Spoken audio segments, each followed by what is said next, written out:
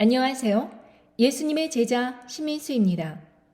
오늘은 짐승정권은 어떤 과정을 거쳐 설립되는가 라는 주제로 여러분과 함께 말씀을 나누겠습니다. 먼저 기도로 시작하겠습니다. 천지를 지으시고 모든 만물을 주관하시는 하나님 아버지, 저희의 무지와 게으름을 용서하여 주시옵소서. 하나님 아버지의 신실하신 은혜가 이 땅에 이토록 충만함에도 불구하고 저희는 작은 일에도 쉽게 넘어지고 믿음이 흔들려서 갈팡질팡하며 살아가고 있습니다. 요한계시록에 예언된 말씀들이 실현돼 가는 이 때에도 시대를 분별하지 못한 채로 깊은 잠에 빠져서 세상이 불러주는 자장가에 정신이 혼미해져서 있습니다. 아버지, 저희가 성령님의 역사하심으로 깨어날 수 있도록 은혜를 주시옵소서. 죄악에서 돌아서서 사단 마귀를 대적하는 용기 있는 결단으로 나올 수 있도록 도와주십시오. 이 모든 말씀 예수 그리스도의 이름으로 간절히 기도드리옵나이다. 아멘. 여러분, 말씀에 들어가기에 앞서서 제가 이 시간 아무리 자세히 짐승정권에 대해서 알리고 또한 그 정체에 대해서 구체적으로 열심히 설명한다 할지라도 여러분의 삶이 예수 그리스도 안에서 진정으로 거듭나지 않는다면 절대로 구원받을 수 없습니다. 예를 들어 어떤 사람이 예수님을 믿고 거듭나지는 않았습니다. 그런데 이 말씀을 듣고서는 환난 시기를 엄청 잘 준비해 놓은 덕분에 짐승의 우상에게 경배하지도 않게 되고 또 짐승의 표를 끝까지 용케 거부한다 칩시다. 그러나 그런다 할지라도 예수님 안에서 거듭나지 않은 상태라면 그는 결코 영원한 불못으로 떨어지는 운명을 피할 수가 없습니다. 이것을 제가 잘 설명하기 위해서 예를 한번 들어보겠습니다. 제가 어느 날 냉동칸에서 약간 변색이 된 고급 스테이크를 꺼내서 그걸 녹여가지고 가진 양념을 하여 요리를 하였습니다. 많은 재료들을 곁들였습니다. 좋은 냄새가 나면서 빛깔도 먹음직스러워 보였습니다. 접시에 아주 훌륭한 요리처럼 딱 차려놓았습니다. 그런데 한 입을 딱 먹고서는 더 이상 먹을 수가 없었습니다. 결국 그 요리 전부를 쓰레기통에다 처박았습니다. 이처럼 우리의 삶이 예수 그리스도를 믿고 말씀 안에서 진정으로 거듭나서 세상을 바라보는 시각이 완전히 바뀌지 않는 한 아무리 거룩한 종교인 행세를 하더라도 결국 구원과는 아무런 상관없는 인생입니다. 하나님의 진리의 말씀에 서 있고 예수 그리스도를 진심으로 사랑하고 충성스러운 마음으로 변화되지 않는다면, 그래서 성령님 안에서 거듭난 사람이 아니라면 아무리 앞으로 다가올 환난기를 철저하게 잘 준비하고 적그리스도의 정체를 정확하게 이해하고 경계한다 할지라도 결국은 이 쓸모없는 스테이크 요리처럼 불못에 버려질 것입니다. 그러니 지금까지 여러분이 어떤 삶을 살아왔는지 곰곰이 생각해 보시고 내가 진정으로 예수님만을 섬기며 그분의 뜻 안에서 죽으면 죽으리라는 신앙으로 살아가고 있는지 곰곰이 생각해 보시고 스스로 자가진단을 하시기 바랍니다. 그리고 그것이 확인되었다면 본론으로 들어가겠습니다. 적그리스도의 정체를 아는 것은 정말로 중요합니다. 그리고 앞으로 짐승 정권이 어떠한 방식으로 이루어질지에 대비하는 것은 전쟁에 나가는 군사가 적이 누군지를 파악하는 것처럼 중요합니다. 그리고 그들이 어떤 방식으로 공격해 올지 미리 알아서 방어하고 항전하는 것처럼 중요합니다. 그런데 그런 지식도 없이 그냥 전쟁의 무방비 상태로 무기도 없이 진입을 했다고 상상해 보십시오. 여기저기서 총성이 빗발치고 정신이 하나도 없는 가운데 누군가가 다가와서 야, 너랑 나랑 같은 편이야. 이쪽으로 붙어. 그럽니다. 그러던 와중에 또 다른 쪽에서는 야, 쟤네 다 새빨간 거짓말이야. 넌 이쪽으로 붙어야 승리하는 편이 되는 거야. 합니다. 그럼 갈팡질팡 하겠지요. 그러나 무엇보다도 더 큰 문제는 같은 편인 줄도 모르고서는 아군을 신고하고 죽이는 치명적인 실수를 저지를 수 있습니다. 그런 사람들은 결국 예수 그리스도께서 왕으로 오실 때 다 불모신 지옥으로 떨어질 운명에 처하게 되는 것입니다.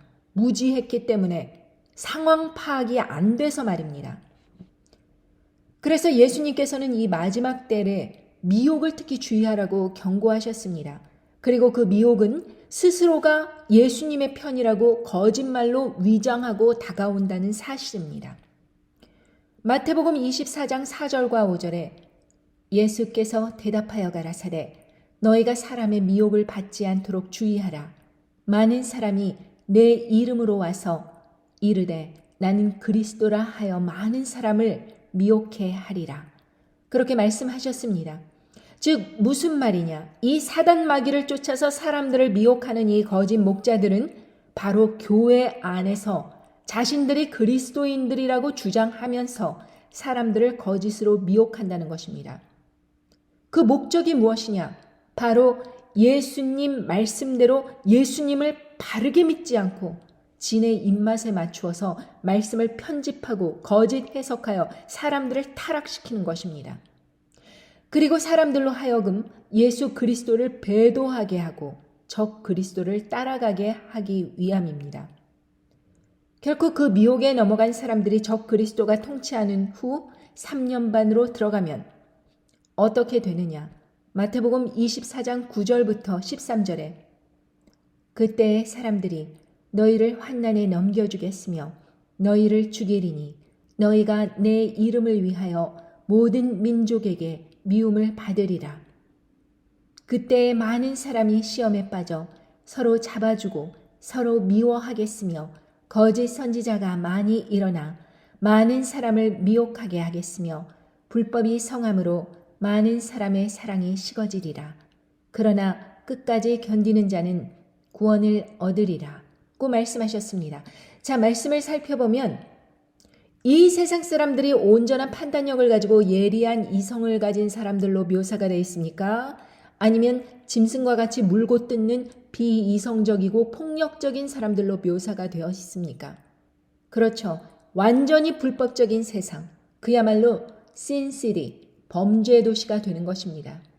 예수님을 믿는 그리스도인들은 믿음으로 버틴다는 이 단 한 가지 사실만으로 신고를 당하게 되고 환난에 넘겨진다고 하셨습니다. 도대체 마태복음 24장에 나타난 그 5절과 9절 사이에 무슨 엄청난 일이 벌어졌을까요? 도대체 사람들이 왜 이처럼 갑자기 비이성적인 사람들로 돌변하여서 거짓 선지자를 따라가며 폭력적이 되어버린 것일까요? 우리는 마태복음 24장 6절부터 8절까지의 말씀을 꼼꼼히 살펴보면서 그같이 사람들이 갑작스레 돌변하게 된 원인을 알아봐야겠습니다. 난리와 난리 소문을 듣겠으나 너희는 삼가 두려워 말라. 이런 일이 있어야 하되 끝은 아직 아니니라. 민족이 민족을 나라가 나라를 대적하여 일어나겠고 처처의 기근과 지진이 있으리니 이 모든 것이 재난의 시작이니라. 고 말씀하셨습니다. 자, 민족이 민족을, 나라가 나라를 대적하여 일어난다. 바로 3차 대전을 의미하는 것입니다.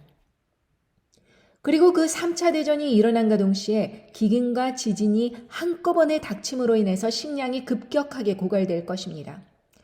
지난번의 영상 이제 곧 짐승정권이 세워진다 편에서 말씀드렸듯이 짐승정권이 2024년도 여름쯤부터 본격적으로 활동을 시작하게 될 터인데 그때까지 지금부터 약 1년 2, 3개월 남았다고 말씀드렸습니다. 그 1년이 좀 넘는 짧은 기간 안에 수억의 인구가 목숨을 잃게 되는 3차 대전이 일어날 것이고 식량 고갈을 몰고 오는 기근이 덮칠 것입니다. 그렇다면 2023년도 적어도 끝나기 전까지는 핵전쟁이 일어나겠죠. 그러면 여러분은 당장 오늘부터 무엇을 준비해야 할까요? 저는 절대 비관론자라든지 세상이 무너지기를 바라고 있는 어떤 부정적인 생각에 사로잡힌 사람이 아닙니다. 오히려 저는 평상시 남들보다 상당히 긍정적이고 잘 웃고 찬양과 기도가 넘치는 사람입니다. 또한 경제적으로도 부족함 없이 나름 물질적으로 윤택한 사람입니다. 자녀들도 모두 좋은 직장에 들어가서 남들이 부러워할 만한 괜찮은 처지입니다. 그런 제가 이런 말씀을 드릴 수밖에 없는 이유는 성령님 안에서 성경의 말씀을 깨달았기 때문입니다. 그리고 저는 제가 깨달은 것을 여러분들에게 전달해야 할 의무가 있습니다. 그래서 여러분이 이 다가올 환난기를 당황하지 말고 잘 준비하라고, 그래서 이 채널을 통해 말씀을 전하는 것입니다. 제가 만약 여러분의 인기를 바라고 축복의 인사를 받기를 원한다면 저는 여러분을 어떻게 즐거운 말로써 기분 좋게 해야 할지를 잘 알고 있는 사람입니다. 저는 한때 유명한 세일즈 우먼이었으니까요. 그러나 그렇게 한다면 저는 이 세상의 거짓 목자들이나 거짓 선지자들과 하나도 다를 바가 없는 똑같은 사람이 되는 것입니다. 저는 하나님 편에 서서 여러분들에게 진실을 전하는 것을 기쁨으로 여깁니다. 세상은 세일즈맨들이 거짓말을 잘한다고 선입견을 가지고 있습니다. 그런데 그 말이 사실이라면 그 세일즈맨들이 그러한 거짓말을 하는 목적이 무엇이겠습니까? 사람들로부터 신뢰와 인기를 얻어서 물건을 팔아서 이윤을 남기려는 속셈일 것입니다. 그렇다면 제가 이렇게 말씀을 전하면서 오히려 개인적으로 많은 경제적 손실이 나고 인기 대신에 조롱과 핍박을 받고 있다면 저는 진실을 말하고 있는 것입니다. 왜인 줄 아십니까? 하나님의 심판을 두려워 아니하고 거짓말을 퍼뜨리고 있는 지금 현 시대의 거짓 목사들로 하여금 그들이 진실을 말한다고 말하나 실상은 세일즈맨들보다도 더 거짓말을 일삼는 악한 사람들임을 드러내려고 하시는 하나님의 섭리 때문입니다. 그러니 그들이 여러분의 호주머니를 노리고 자기들의 말을 따르면 평온하고 안전할 것이다. 하나님의 심판을 받기 전에 모두가 들림을 받아 휴거될 것이니 걱정하지 말아라 라고 외치면서 우매한 사람들로부터 인기를 얻고 헌금을 얻는다면 그것은 거짓 선지자들입니다. 또한 타종교인들과 화해를 구실로 마구 거짓 것들을 선포하면서 다 같이 하나됨을 강조할 때 그들은 하나님 편에서 일하는 것이 아니라 사단의 편에서 미혹을 뿌리는 중이라는 것을 깨달으셔야 합니다. 그렇다면 이렇게 평온해 보이는 세상에서 왜 갑작스럽게 핵전쟁이 일어난다고 말하는 것인가? 그에 대한 성경적 근거는 무엇인가? 요한계시록 6장에 보면 첫 번째 인이 떨어지면서 한 일에, 즉 7년의 기간으로 들어서게 됩니다. 그 첫 번째 인의 주인공은 누구인가에 대해서 의견이 분분하지만 저는 어떤 한 인물을 주목하고 있습니다. 요한계시록 6장 2절 말씀. 내가 이에 보니 흰 말이 있는데 그 탄자가 활을 가졌고 면류관을 받고 나가서 이기고 또 이기려고 하더라. 라고 말씀하시면서 첫 번째 인이 띄어집니다. 이 흰말 탄자는 세상 사람들 눈에 마치 정의의 편에 서 있는 것처럼 보이고 의인인 것처럼 보입니다. 그런데 활은 가졌지만 화살은 없다는 특징이 있습니다. 대의 명분은 있지만 실세가 없는 것입니다. 왕권은 가졌지만 그 왕권을 휘두를 만한 실질적 권한이 없는 것입니다. 그리고 그 자는 한 번 이겼고 또 이기려고 한다는 진행형으로 나와 있습니다. 그래서 우리는 말씀으로만 보면 그가 이겼는지 졌는지 결과를 분명히 알 수도 없는 상황인 것입니다. 자, 말씀을 풀어서 설명드리겠습니다. 지금 미국의 공화당 대선 후보이자 전직 대통령이기도 했던 그 자는 2021년도 1월과 2월 달에 정확히 이와 같은 상황에 직면하였습니다. 그는 재선에 도전하면서 많은 사람들로부터 강력한 지지를 받았습니다. 그리고 그에게는 미국의 번영과 부활을 꿈꾼다는 아주 분명하고 대중을 사로잡을 만한 뚜렷한 명분이 있었습니다. 그런데 그는 딥스테이트에 맞서 싸운다는 아주 뚜렷하고 화려한 명분은 있지만 정작 대선에서 패배하고 말았습니다. 그런데 그 대선이 부정선거였다는 많은 보도가 있었고 또 그것은 아직도 의문에 쌓여 있습니다.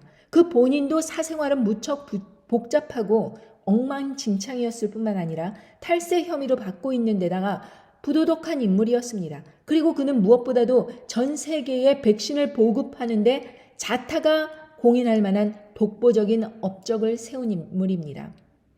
어떤 한 구독자 한 분이 이 활이라는 것이 독극물이라는 뜻도 있다고 합니다.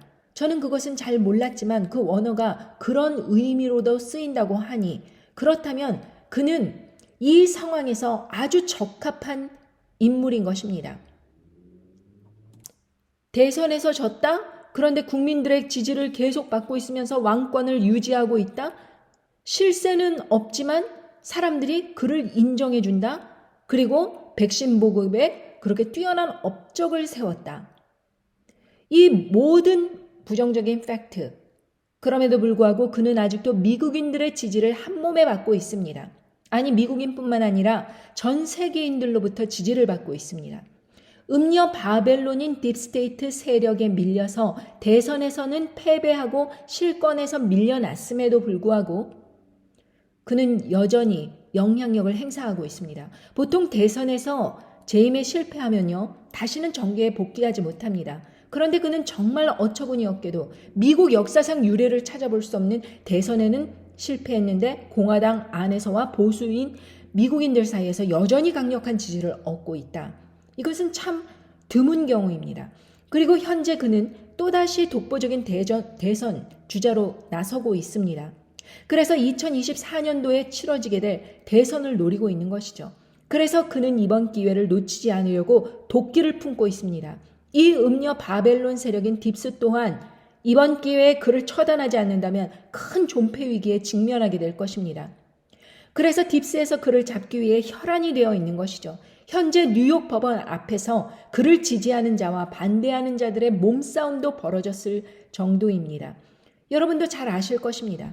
여러분, 이제 상황이 왜 이렇게 돌아가고 있는지 이해가 되십니까? 그런데 저는 이 복잡하고 어려운 상황을 성경에서 어떻게 이렇게 정확하고도 간결한 단 한 문장으로 그렇게 표현해낼 수 있는지 그것이 참 놀랍기만 합니다.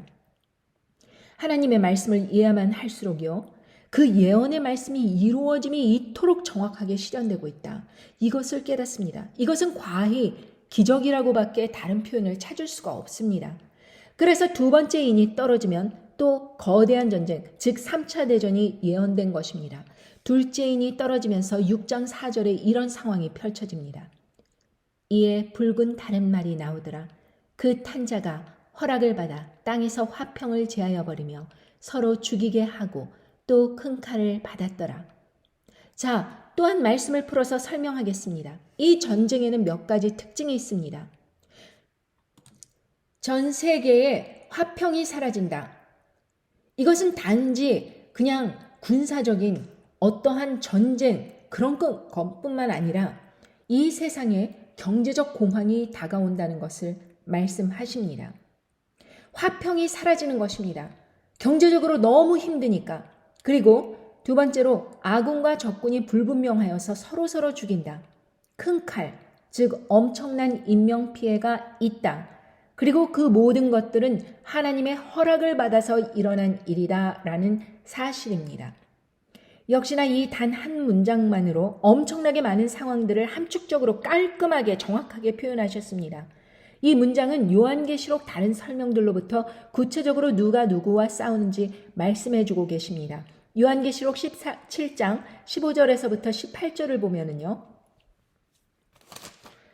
또 천사가 내게 말하되 네가 본 바 음녀에 앉은 물은 백성과 무리와 열국과 방언들이라.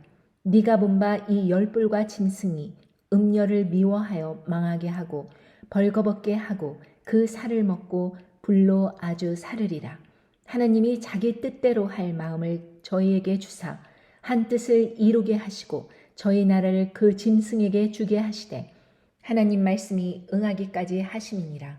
또 네가 본 바 여자는 땅의 임금들을 다스리는 큰 성이라 하더라. 자, 말씀을 알기 쉽게 설명해 드리겠습니다.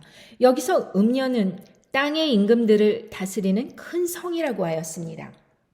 오늘날 전 세계의 정치, 경제, 산업, 의학, 과학, 문학, 예술 이 모든 면에서 영향력을 행사하고 있는 큰 세력이 있다는 것을 우리는 알고 있습니다.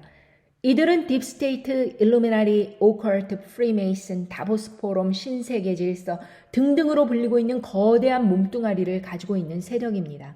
그래서 17장 5절에 보면 그 이마와 이름이 기록되었으니 비밀이라 큰 바벨론이라 땅의 음녀들과 가증한 것들의 어미라 하였더라. 이렇게 표현하셨습니다. 그들 조직은 사람들에게 드러나지 않게 활동하는 것뿐만 아니라 비밀스럽게 움직입니다. 여러 비밀 조직들이 결성하여 전 세계를 움직이는 그런 세력들입니다. 그 세력에 맞서 싸운다는 것은 곧 죽음이지요. 그런데 그리스도인들이 그 음녀 바벨론 세력과 맞서 싸우는 것이 아니라 사단에 속한 짐승 세력이 10개의 나라들과 힘을 합쳐서 이 음녀 바벨론 세력을 무너뜨린다고 하였습니다. 그러나 이 상황은 모두가 성경에 미리 예언된 대로 이루어집니다. 하나님이 자기 뜻대로 할 마음을 저희에게 주사 한 뜻을 이루게 하시고 저희 나라를 그 짐승에게 주게 하시되 라고 말씀하셨듯이 짐승이 음녀 바벨론인 딥스들을 이기고 짐승 정권이 전 세계를 통치한다는 것은 하나님께서 허락을 하셨기 때문에 벌어지는 사건입니다. 그런데 이건 참 아이러니한 상황이 아닐 수 없습니다.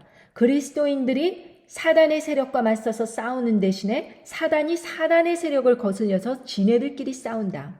이 말입니다. 그런데 예수님께서도 이 같은 예언의 말씀을 하셨습니다. 마가복음 3장 26절에 만일 사단이 자기를 거스려 일어나 분쟁하면 설 수 없고 이에 망하느니라. 이렇게 말씀하셨고 또 마태복음 12장 26절에도 사단이 만일 사단을 쫓아내면 스스로 분쟁하는 것이니 그리하고야 저의 나라가 어떻게 서겠느냐 하시면서 결국은 사단은 스스로 분열하다 싸우다 망할 것이라고 그렇게 예언하셨습니다. 자, 그럼 그 딥스들과 싸우는 그 짐승 세력은 누구이냐를 알아봐야겠습니다. 요한계시록 13장에 보면 첫 번째 짐승과 두 번째 짐승이 나옵니다. 그 첫 번째 짐승은 경배의 대상이 되는 짐승이 될 것입니다. 요한계시록 13장 6절부터 18절까지 보면 또 짐승이 큰 말과 참남됨 말하는 입을 받고 또 42달 일할 권세를 받으니라. 짐승이 입을 벌려 하나님을 향하여 회방하되 그의 이름과 그의 장막 곧 하늘에 거하는 자들을 회방하더라. 또 권세를 받아 성도들과 싸워 이기게 되고 각 족속과 백성과 방언과 나라를 다스리는 권세를 받으니 죽임을 당한 어린 양의 생명책의 창세 이후로 농명되지 못하고 이 땅에 사는 자들은 다 짐승에게 경배하리라. 자, 이 첫 번째 짐승은 참남된 말로써 하나님의 영광을 가리면서 진실한 그리스도인들을 박해하고 싸워서 이긴다고 하였습니다. 그 짐승은 손 하나 까딱 안 하고 참남한 말로 자기를 높이고 하나님의 영광을 가리울 것입니다. 그런데 그 첫 번째 짐승은 지금 현재도 참남한 말을 하고 있습니다. 그리고 개신교까지 깊숙이 침투하고 있습니다. 그는 개신교 목사들과도 아주 친분이 두텁습니다. 그를 지지하는 목사들도 널리고 깔렸죠. 여러분 누군지 단번에 아시겠죠? 예, 그렇습니다. 그는 지금도 종교 통합을 주도하면서 참남된 말들을 하면서 온 세상의 영향력을 과시하고 있습니다. 그가 등극하면 42달 동안 일할 권세를 받는다고 하였는데 이것이 바로 후 3년 반입니다. 게다가 제가 직접 그의 본명인 영어 이름, 그러니까 이름을 영어 게마트리아 수법으로 계산을 해보았습니다. 그의 세례명이 아니라 그의 본명, 그 이름을 이렇게 게마트리아 수법으로 계산을 해보니 정말 소름이 돋을 정도로 정확하게 666이 나왔습니다. 666인 것이죠. 그리고 이 두 번째 짐승에 대해 성경은 요한계시록 13장 11절부터 12절까지 내가 보매 또 다른 짐승이 땅에서 올라오니 새끼 양같이 두 뿔이 있고 용처럼 말하더라. 저가 먼저 나온 짐승의 모든 권세를 그 앞에서 행하고 땅과 땅에 거하는 자들로 처음 짐승에게 경배하게 하니 곧 죽게 되었던 상처가 나은 자니라. 그의 임무는 행동대장다운식의 행보를 보일 것입니다. 그 두 번째 짐승인 그는 음녀 바벨론인 딥스를 치고 올라오자마자 첫 번째 짐승을 중심으로 한 종교 통합부터 실시해야 할 것입니다. 왜냐하면 카톨릭은 수세기 동안 수억의 인구들로부터 세금 한 번 내지 않고 축적된 부와 권력과 인맥이 있습니다. 이 모든 물적, 인적 자원을 동원하여 두 번째 짐승에게 힘을 몰아주었기 때문에 그가 권력을 잡을 수 있었던 것이죠. 그래서 그는 핵을 가진 10개의 나라들과 두 번째 짐승이 단합할 수 있도록 지원해 줄 것입니다. 그러니 이 두 번째 짐승은 첫 번째 짐승으로부터 은혜를 받았으니까 권력을 얻게 되면 어떻게 해야겠어요? 도로 갚아주어야 되겠죠? 그러니 후 3년 반으로 들어가면 바로 첫 번째 짐승을 경배하는 우상 숭배를 전 세계에 실시하도록 할 것입니다. 그렇다면 성경에 핵이 쓰여진다는 그 말씀이 어디 써 있느냐? 이 두 번째 짐승이 10개의 나라들과 힘을 합쳐서 이 음녀 바벨론 세력을 처단하게 되는데 거기에 핵이 쓰인다는 말이 어디에 있느냐? 요한계시록 18장 8절에서 바벨론 음녀가 짐승에게 공격당하자마자 즉각 망하게 되는 상황을 이처럼 말씀하십니다. 그러므로 하루 동안에 그 재앙들이 이르리니 곧 사망과 애통과 흉년이라. 그가 또한 불에 살라지리니 그를 심판하신 주 하나님은 강하신 자이시니라. 하루 동안에 그 재앙들이 다 임한다고 분명히 말씀하셨습니다. 또 19절에도 보면 요한계시록 18장 19절 티끌을 자기 머리에 뿌리고 울며 애통하여 외쳐가로되 화이또다 화이또다 이 큰 성이여 바다에서 배부리던 모든 자들이 너의 보배로운 상품을 인하여 치부하였더니 일시간에 망하였도다. 이렇게 말씀하십니다. 자, 여기서도 바벨론의 큰 성이 일시간에 망하였다라고 말씀하십니다. 어떻게 전 세계를 주름잡고 있는 거대한 세력들의 그 통합을 일시간에 하루 동안에 망하게 할 수 있겠는가? 예전이라면 불가능했겠지요. 그러나 지금은 핵으로 가능한 시대가 되었습니다. 어느 세계적인 연구기관에서 전 세계에 핵전쟁이 발발하면 이로 인해서 45분 만에 6억의 인구가 죽어나갈 수 있다는 연구 결과를 냈습니다. 그러니까 탄도 미사일로 하여금 한꺼번에 핵이 쏟아져 나오는 것이죠. 전 세계 여기저기서. 그렇게 된다면은 그렇게 엄청난 6억의 인구가 갑자기 죽을 수 있다는 것입니다. 그뿐입니까? 피폭으로 인해서 계속해서 죽어나갈 것입니다. 그런데 그 와중에 기근이 겹칩니다. 그리고 전 세계 여기저기서 지진까지 발생하면 그야말로 기아로 인해서 또 엄청난 인구가 죽을 것입니다. 그런데 얼마 전 무슨 자작극을 벌일 심산인지 이 두 번째 짐승으로 지목된 자가 전 세계가 핵의 위험에 노출되어 있다면서 연설을 하였습니다. 그리고 일어나지도 않은 일을 가지고 다른 나라가 공격하면 핵 방어막을 미리 이렇게 작동해 놓았다 하면서 뜬금없는 소리를 하였습니다.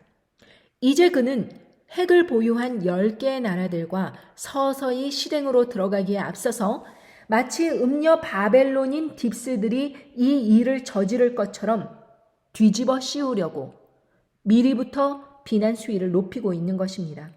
그의 연설 장면을 아래 링크에 달아놓겠습니다. 결국 앞으로 벌어질 핵전쟁과 기근으로 인해서 또 핵의 피폭과 농작물 피해로 인해서 전 세계는 그야말로 공황 상태에 빠질 것입니다. 왜냐하면 이런 상황에서는 식량도 구할 수 없습니다. 그래서 어떤 일이 생기는가? 세 번째 인이 떨어지면서 요한계시록 6장 5절과 6절에 셋째 인을 떼실 때에 내가 들으니 셋째 생물이 말하되 오라 하기로 내가 보니 검은 말이 나오는데 그 탄 자가 손에 저울을 가졌더라. 내가 네 생물 사이로 나는 듯하는 음성을 들으니 가로되 한 데나리온의 밀 한 대요 한 데나리온의 보리 석 대로다. 또 감람류와 포도주는 해치 말라 하더라고 말씀하십니다. 무슨 말씀입니까? 한 데나리온은 하루 인건비에 해당합니다. 미국에서 하루 인건비가 최소 200불 합니다. 기술이 필요하면 400불에서 500불까지도 합니다. 그러니 밀가루 한 봉지 가격이 한국 돈으로 최소 2, 30만 원 한다고 생각해 보십시오.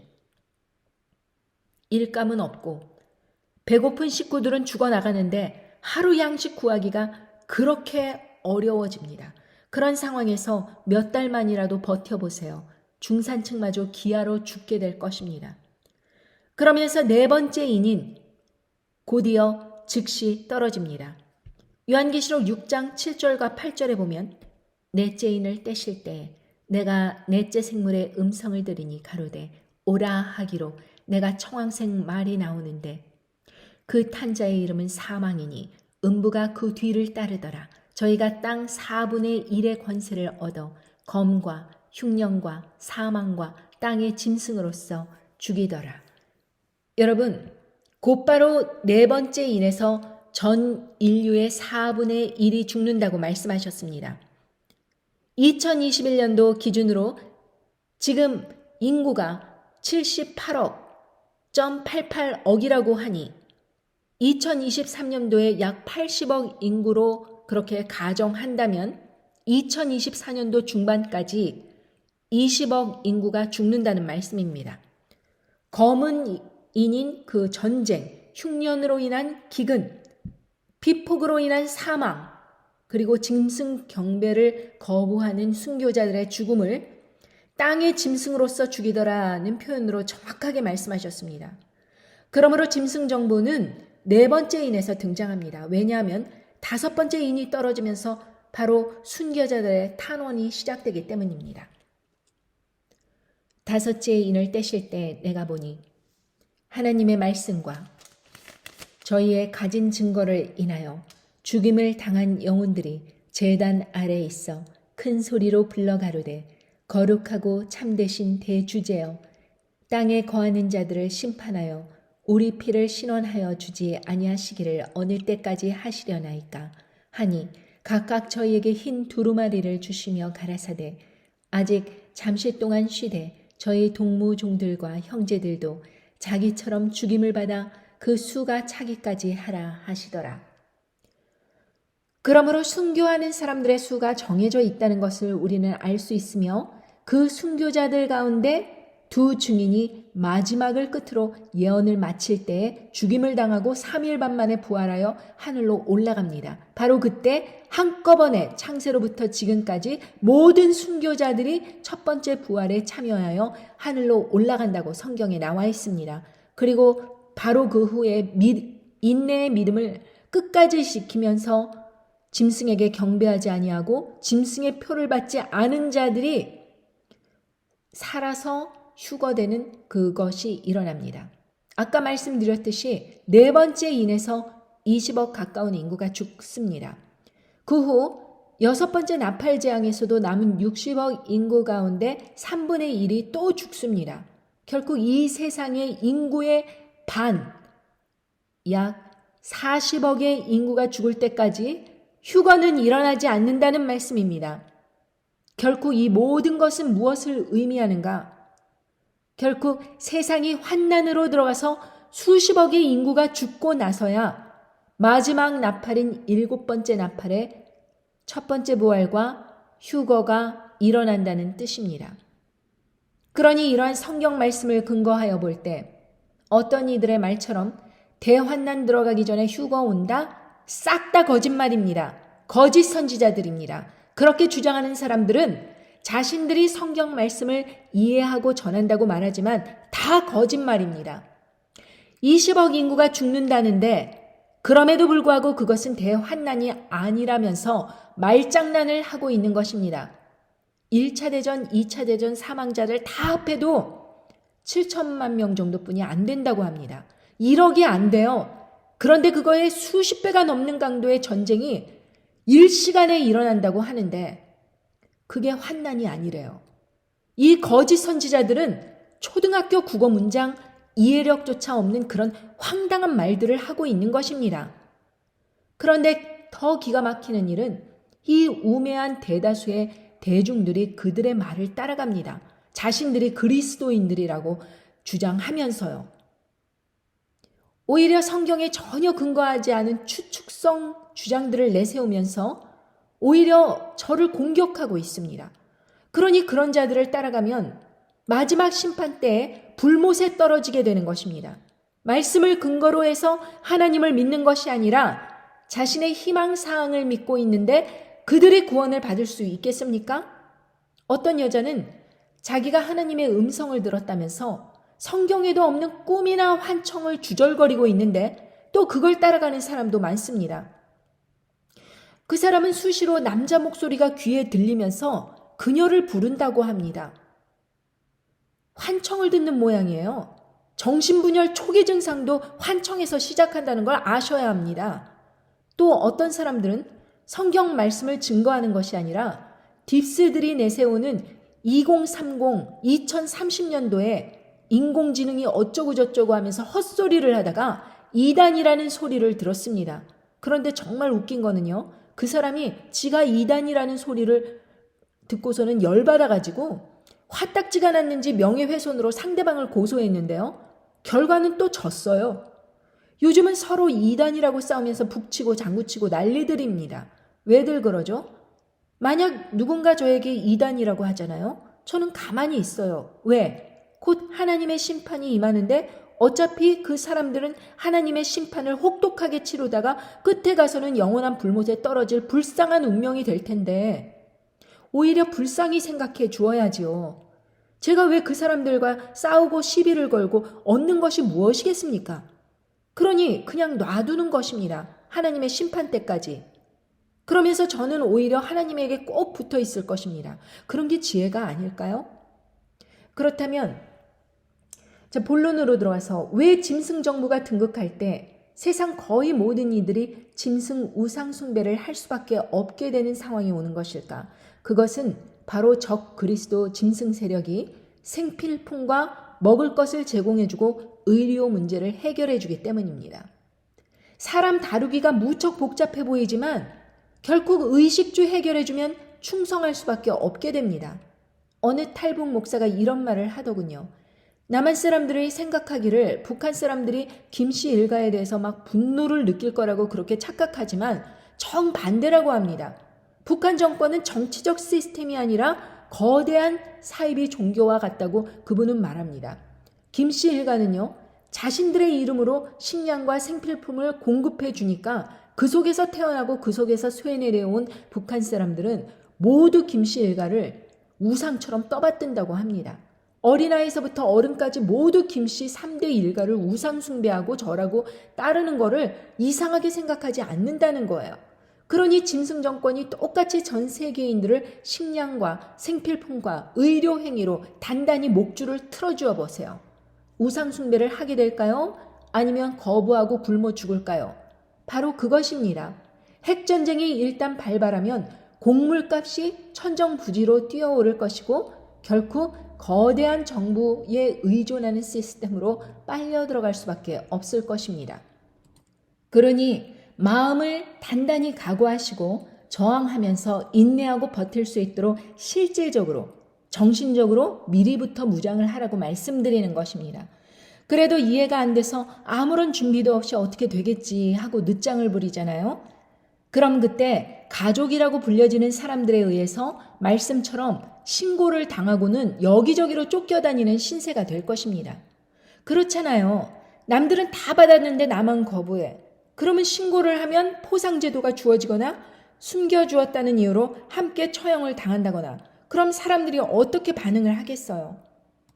부모, 형제지간이라도 마구 신고를 하겠죠. 그러니 이 영상을 주위 사람들에게 부지런히 알려서 함께 준비하자고 하면서 미리부터 교육을 시켜놓고 주위 사람들과 함께 준비하자고 하셔야 합니다.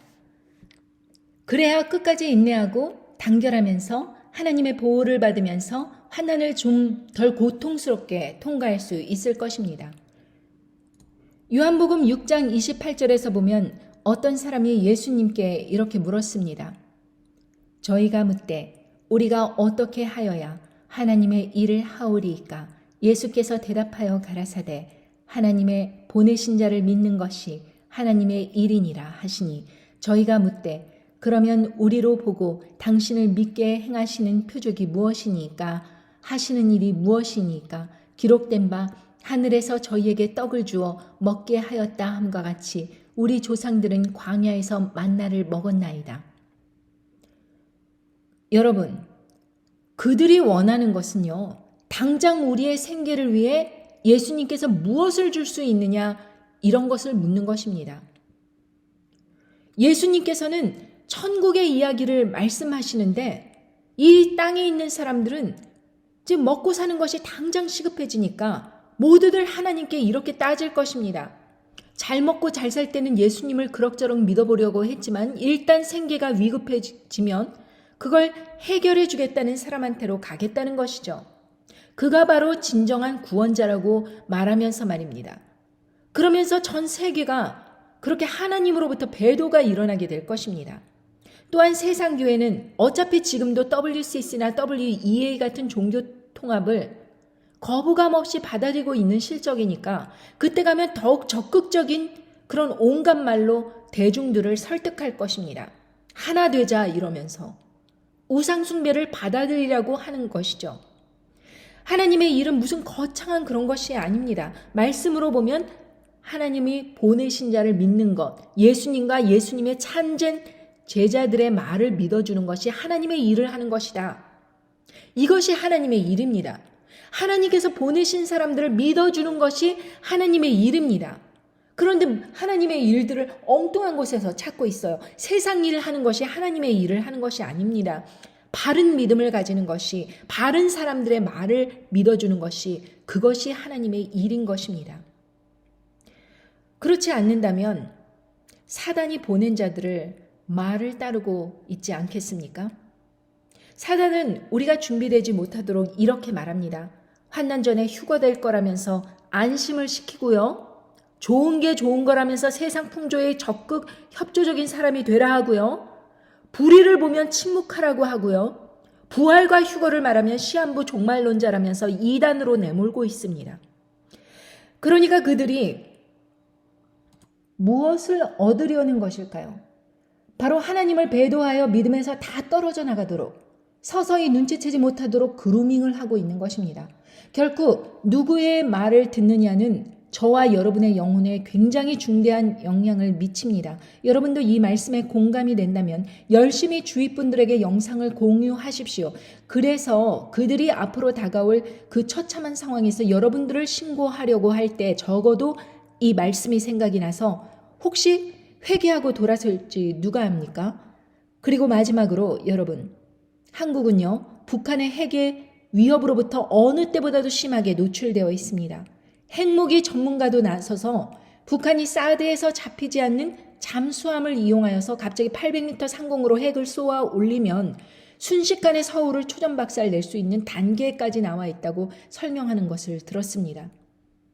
더 자세한 그 전문가의 의견을 위해 아래에 링크를 남겨놓겠습니다.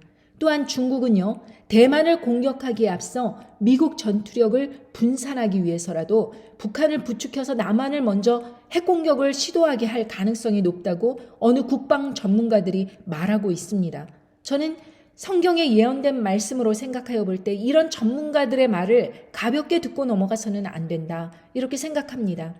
러시아, 중국, 북한은요, 자국의 심각한 경제적, 군사적 안보 이슈로 인해서 핵을 사용할 가능성이 상당히 높다고 봅니다.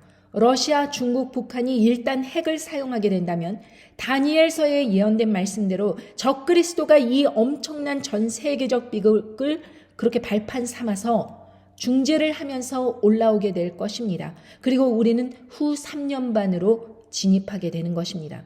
그는 종교적 인물이지만 정치적으로도 막강한 영향력을 과시하면서 종교적으로도 정치 문화적으로도 세계 통합의 속내를 노골적으로 그때 가면 드러내게 될 것입니다. 그러니 여러분은 여러분의 믿음의 능력을 과신하지 마십시오. 베드로처럼 자신만만해서 믿음으로 장담을 하다가 예수님을 3번이나 부인하지 않았습니까?